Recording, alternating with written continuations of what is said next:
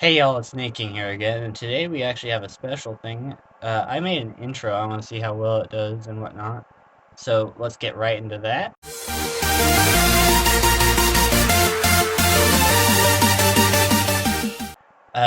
That's just something I want to try doing. I did the thumbnail for the last video, and I will still have a thumbnail for this one, but I want to try intro too, and outro at the end of the video. But today we are going to be going over breeding isopods slash roly polies, whatnot, whatever you call them. Um, I have them in this little like critter cage. I don't even have a lid on it because they can't really climb. Um, and I feed them snake shed because they eat it. I they're almost out of this actually, surprisingly, but they also eat like plant matter. I feed them like I have cactus that I grow and whatnot. I'll feed them that whenever I have dead pieces and whatnot to throw it in there and it's gone almost instantly. But yeah, and I don't even have that many in here, surprisingly. But we're gonna talk about how to start off with like an enclosure. You don't need a very big enclosure, obviously. They're not that big. So I went with this for now. I probably will move them to a bigger one so I can get more at a time. But for now, this is doing me well. Um, you need a good amount of substrate because they do dig quite a bit.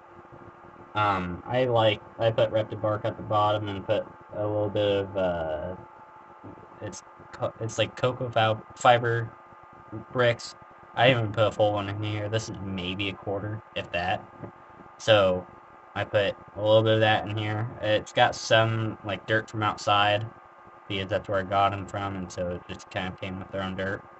Um, but I also have like a bunch of bark in here and whatnot that they hide under. And in fact, here you go. There's the camera. I don't know if you can see them, but they're like right there in that little hole. I got two of them there.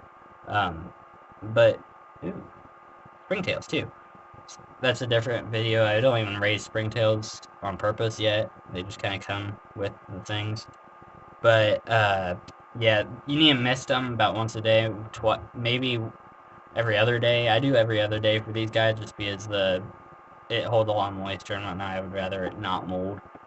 But yeah, no, you just need kind of bark for them to hide under, maybe a couple rocks. Rocks don't really help all that much, but I put two rocks in here or so. And it doesn't really do much. But yeah, they're pretty easy to breed. They kind of just do it on their own. Don't have to do anything for them. I will be putting some more bark in here because they kind of chew through a lot of this. It gets smaller and smaller every week. And so I will get some more isopods in here, but kind of having trouble finding them right now. I think that means they're breeding. I am not an expert on this, really. I just kind of looked it up on YouTube, and so that's what I'm doing for other people, is how to do this. You just kind of throw stuff in there, and they'll breed. Yeah, I use a lot of just plant matter and the shed. Um, when I do a mealworm breeding video, I'll show you what I do, but with the shed, because they instantly eat that, like the snake shed and whatnot, just instantly gone almost. I literally put stuff in the morning, and then at night it's all but the belly scales, which is a weird thing. A lot of like the isopods, the mealworms, all them, will not eat the belly scales unless they have to. It's weird. But yeah, that's basically how you breed these. Oop, there's one actually right now. Here, I can grab this. Oop, if it'll let me. Oop, and I dropped it. Where'd it go? Come here. Right there. So, you can see isopod goes on my floor. But yeah, so they do decent. It's actually a baby, I think. I think this is one of the ones that are pretty newer. I've got a couple in here I know are babies, and because I've seen them and whatnot. But yeah, they're easy to breed. Keep saying that, I keep repeating myself, but they are very easy to breed.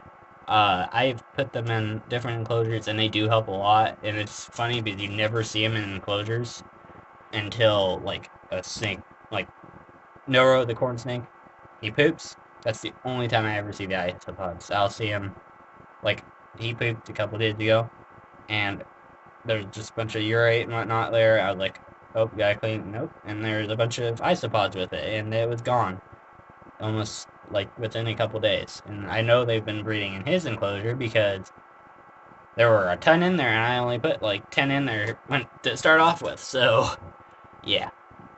They are very, very helpful. I like having them because I have them in all of my enclosures except for Bob's new one because I just got done with that. Go watch that video, those videos about me doing the enclosure and all that. Go watch them. It's a great video. This is kind of the outtake of it is I'm going to start doing more videos, a little bit more hyped up. I'm trying to get a little bit more hyped up, but struggling a little because I'm not used to it.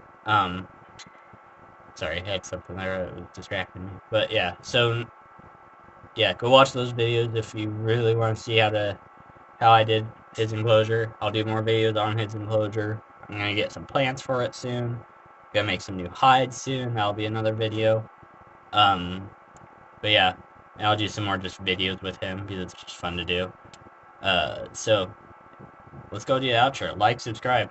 Let's go.